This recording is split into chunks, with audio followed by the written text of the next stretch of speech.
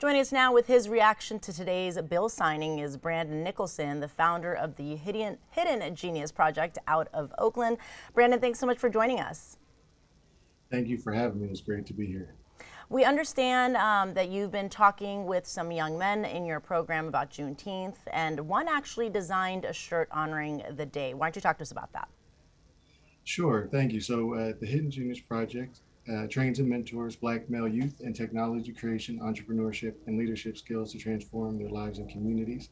We are headquartered in Oakland, California, but have sites operating in Richmond as well as Los Angeles, and have been programming going back to 2012 across the country and even on two additional continents. We aim to empower young people as leaders and make sure they are able to explore issues important to them and explore their own identities and think critically. And so we've been discussing Juneteenth for years, and certainly being here in the Bay Area where there's a great deal of activity around Juneteenth, which is very much a bittersweet commemoration. We've always tried to elevate having an understanding of our history and understanding what we want to do with that knowledge of our history, making a determination on how we want to lead. If you look at some of our cultural heritage, being able to be resilient and transform deep pain, especially not just the pain of chattel slavery as an institution, but the pain of having a 2-year gap between its formal, conclusion in legislation and the actual in time it took for everyone to understand that it was actually a policy. Emancipation was that's extremely painful. That having been said, we create these moments to celebrate and create a new determination going forward. So we had 5 geniuses submit designs to commemorate this day going forward, well before I think the national holiday was on the legislative docket, but as an opportunity for us to take control, of our own narrative and of these painful moments in order to transform them and restructure them into something constructive in our communities. And so our young people voted on those 5 designs, and the one you see me wearing now, this is the front of it, is the one that won. I love it. Now, you say 5 geniuses. The name of the organization is the Hidden Genius Project. Yes. How did that name come to be? Yes. More than anything, we aim to be an assets-driven organization that really anchors in an unflinching belief in what our young people are, can be, and will be, right? And so we really aim to empower our young people as leaders. And so we recognize that there's a genius within all of us, and we just need to pour in the inputs that help us reveal our potential. So our core programming is an intensive 15-month program with Black male youth in high school. And we worked with them to uh, equip them with skills, networks, and opportunities. And then, of course, their peer network that helps them understand how brilliant they are, how much potential they have, how much they can accomplish for themselves, for their families, for their communities, and for society writ large. And so we refer to our participants in our programming as geniuses. Of course, we have a great deal of other programming. One of the proudest developments over the years of our organization has been the opportunity to deliver programming to young people across backgrounds, racial, ethnic groups, age groups, gender identities, et cetera, and have that programming be facilitated by alumni of our intensive program. So understanding that we really lift all boats with a rising tide, that we pour into these Black boys and young men in high school, and they become great leaders who then go on and pay it forward to the community more broadly. And I love that you call them each geniuses, because everyone is capable of greatness, regardless of background, race, how much money someone has, where they come from, all of that. But there are certain narratives that surround certain groups, unfortunately, and no matter how intelligent or hardworking or anything a person is, if someone keeps hearing a certain narrative about themselves, it ultimately has an impact. Being able to kind of change that narrative, even if it is within the walls of the Hidden Genius Project, I think it really helps to kind of turn that light on in the minds of the young men that you serve, right? Yes, absolutely.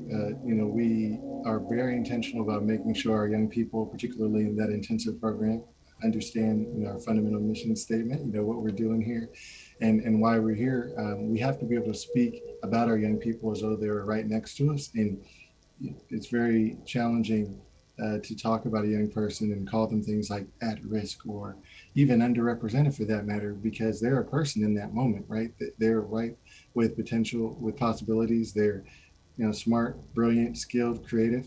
And so if we keep pouring that reinforcement into them, then we believe, they'll manifest that potential they have in spades. And I know there's studies that show positive reinforcement usually has a much more positive impact and better outcome than any other kinds of, I guess, interaction or form of teaching. How many young men does the Hidden Genius Project serve? So with our intensive programming, we now served, north of 400 young people through our Wow. intensive, and now over 7,700 by way of all our programming. And so the intensive, those 400 are our Black male youth in high school, and then we continue with them as they become alumni and support them to, progress towards high school graduation. So over 95% of our young people graduate high school, and over 90% progress into higher education or post-secondary training, 2-year, 4-year education. We work very diligently to connect our young people with internship and employment opportunities and make sure they just have access to whatever it is they want to do to pursue their dreams, whatever those might be. That having been said, I mentioned all the programming we do across backgrounds. So we've served over 7,700 young people through all of our programming. And that includes girls and young women, young people of various racial ethnic backgrounds, and young people as young as 5 years old as well. Oh, I love everything about this. Now, Brandon, today, obviously, President Biden signed that bill making Juneteenth a federal holiday, which is, as you said, it's painful, but it's bittersweet in a sense, but it is a victory. What does Juneteenth, the day, what it represents and everything surrounding the day mean to you in the African American community? And why is that day, not yet the signing of the bill, but why is it important to recognize Juneteenth? Yes, so I'm an Oakland native, and so I grew up very much fortunate to be in a city and town that has celebrated Juneteenth for as long as I can remember. And I recognize there are so many communities, including Black communities, who had very little knowledge of what that day commemorates, even going back to this time last year. What is important about our experience and why, for example, in California, having had so many um, families from Texas, right, be it Galveston or other parts in Texas, migrate west to seek a better life and land in Oakland and Richmond and Los Angeles and other places. Perhaps that's why that understanding of Juneteenth is carried on with us. And of course, the tough part about it is not being able to recognize necessarily for so many years what it means to have then endured such a destructive and just impactful institution that was slavery and what it meant for our nation as a whole, not just people of African descent, not just people of indigenous descent. It carried implications for so much of our history. And so we have to be able to acknowledge and understand that, if for no other reason than to understand then who we want to be going forward. So it's an important first step. One, I think, to be able to actually mark the conclusion of the formal practice of chattel slavery, period. And it's also a bit peculiar that we hadn't done that, regardless of whether it was going to be the signing of the Emancipation Proclamation or Juneteenth itself.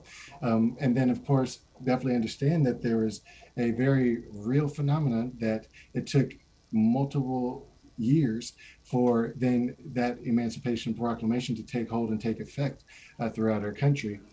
That having been said, when you look at where we are in our communities, all of the things we've been able to accomplish and achieve, again, the great resilience, everything we continue to contribute to the fabric of United States history and world history, then that's where you can leverage Juneteenth as a platform for celebration for so many Black communities and for communities outside of, those of African descent, to be able to understand what does it mean, in our history, who do we want to be now based on our history, as we look ahead to figure out the type of nation you want to be when you do perhaps, which you hope is the right thing from a policy perspective, but it takes 2 more years to implement. What implications does that have for our lives today? But how would we like to ultimately, I guess for lack of a better way of putting it, improve upon that and imagine a more healthy and just society going forward?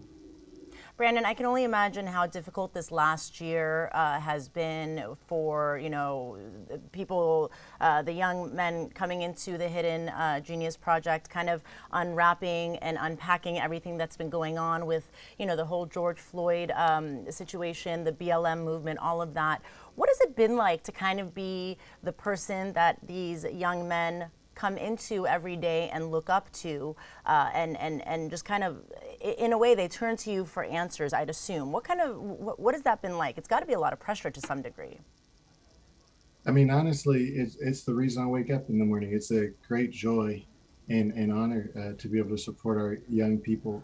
Many of them have been going through challenges, all their lives, but many of them have also been having great victories all their lives, and many of them are the same exact people. Both can be true, right? That they can be at times experiencing great systemic racism, institutional barriers, challenges with access to, stable housing, healthcare, et cetera, or it could be challenges to safe spaces, even when they come from, more, established or stable or affluent backgrounds, even just safe spaces to be who they are, whether that be in their schools and their communities, walking home, et cetera. And to be honest, so now, all those things were true before this time last year, before, early May of last year, mid May of last year. So, it's a great privilege for us to be able to support those young people every day and understand that there are many challenges they encounter, as many of us do. Each of us encounter challenges in our everyday life. Of course, we each have different, and unique challenges that we face. But being able to provide a space for them to come and talk about issues going back to 2015, going back to 1983 and the passage of Martin Luther King Jr.'s holiday, right? Going back to 1968 and his assassination, or 64 and 65 with the Civil Rights and Voting Rights Act, et cetera. We can keep going back. We're living manifestations of those challenges, going all the way back to Galveston, Texas, and the signing of the Emancipation Proclamation before that. So, we had to be there every day. We've had to be there every day since we started in 2012, but it's a beautiful thing. And to see what our young people do and how much grace and, again, resilience they do it with is an inspiration, because, again, these are young people who are working every day to lead and inspire in their communities, the same communities that are very much the manifestation of much of their challenges and much of their difficulty, are the very platform and stage for their own manifestation of their greatness. And so when you look at the issues we have to be able to take on now, voter suppression and, equality and equity in policing and the legal system and all these things, there's still very real issues that are having far more difficulty on the House and Senate floor and in state assemblies around the country. But we have to be here for our young men, as they become parts of those conversations, actually contribute to the discussion on how to create more access and more equitable opportunities for our communities, both Black communities and more broadly. Well, it seems that you and your organization are serving a large number of young men, but there's obviously a large number that are not being served by the Hidden Genius Project. If someone wants to get more information about your organization, how would they do that? Yes, please check out our website, www.hiddengeniusproject.org. You can absolutely find us easily on Twitter, Instagram, Facebook, LinkedIn, and you can always find information about our programming. Again, we're headquartered in the Bay Area in Oakland, California, and operating in Richmond. Also very proud and excited to have a site operating in Los Angeles, and we hope to continue to grow. And so wherever you may be seeing this right now, you can check us out and engage with our presence, follow our newsletter, and continue to engage with us and support us. And of course, if you would like, you can always check out, become an ambassador for our program and check out our online shop that's launching this weekend as well. All right. Well, Brandon Nicholson, as I said earlier, it's a long time coming, today's signing, but it's still a victory, and there's still lots of work to be done. And you and your organization are doing a lot of that work, and I'm sure so many people appreciate that. And we here at KRON4, we appreciate you giving us your time today. Thanks so much. Thank you. Thank you for the opportunity. Take care.